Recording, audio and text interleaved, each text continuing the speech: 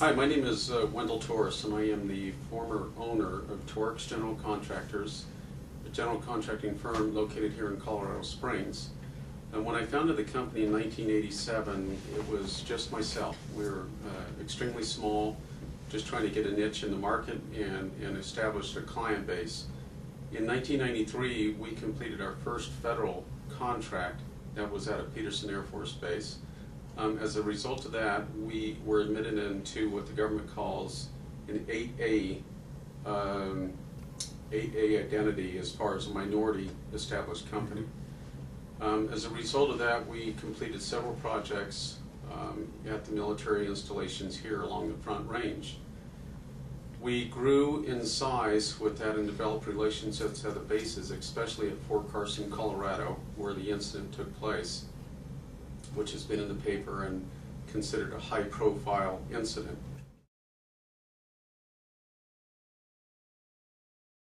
Yeah, as the company grew, the first year in business, we completed approximately $200,000 in gross sales. At the height of the business in 2007 and 2008, we completed approximately $108 million in gross sales and had 163 employees on staff. And we had architects, engineers, planners, estimators that were available for the client as both the private and public sector.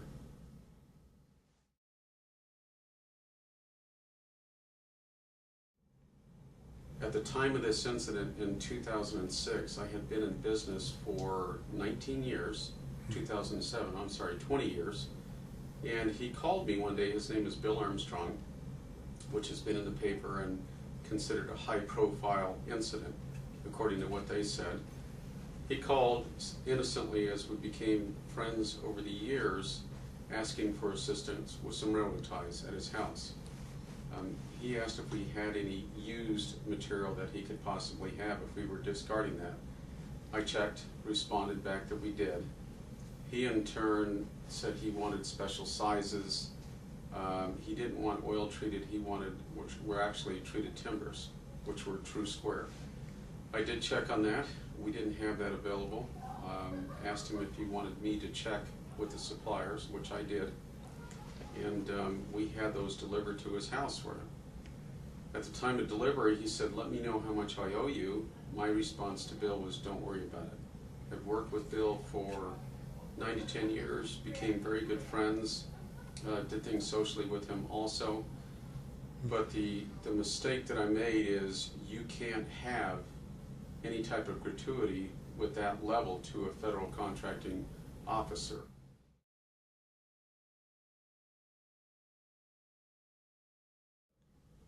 Maybe his judgment was clouded. I responded the wrong way when I said don't worry about it, but there was never an intent to receive anything in return. We never had a spike in the business because we already had a relationship there. It wasn't like you weren't hired yet and you gave him this stuff. Right. Okay. Yeah, I knew Bill for, like I said, 9, 10 years already. And he's a good person. He really is. I like him today. So it was more doing a friend a favor, but because of who he is and where he works and who you are. Right, and when you look at the perception that the public could have, you know, and if you stop and think about it, I probably planted a seed down the future that is, well, you know, I called Wendel and he helped me, so maybe I'll give him another contract. But as a result of what happened, I went through a 3-year investigation, federal investigation with the Army Criminal Investigation Division. Legal fees were $1 million. It's still not over. I did plead guilty to providing a gratuity to a government official, which in the government's eyes is the same as a bribe. At sentencing, I received 2 years probation, a $10,100 fine, 100 hours of community speaking on business ethics. I have a felony for the rest of my life. I lose my right to vote, lose my right to serve on jury, hold public office, or carry a firearm. And that's going to be with me the rest of my life. The only thing I could hope for is a presidential pardon, and that's almost impossible. one of the items that we really lacked and we did not have the formal training on was business ethics. And that's where we really failed as a company. At the time we had 167 employees. So by what I did for this contracting officer, not expecting anything in return, I put the health and the company at risk. There's a potential of being federally debarred from any government work. That was 85% of our work. And when you have the staff and their families that are dependent on me to lead by example, I set the wrong example. Imagine if you're starting out new in your career and you have been branded or identified as someone that has bribed a government official, and you have to put that on the resume as you're trying to move forward. How difficult that would be to move forward.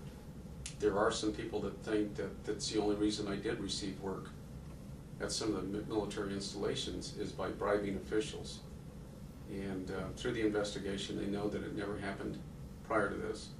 There was not a quid pro quo involved, but it doesn't matter in their eyes. So it was my hope through all this, with the speaking and everything that I've been through, that my experience could help teach others that they not commit the same offense. And when you're dealing with business owners, whether it's private or the public sector, you just have to be very aware of what your actions and the result of that actions could be, and just always be above board.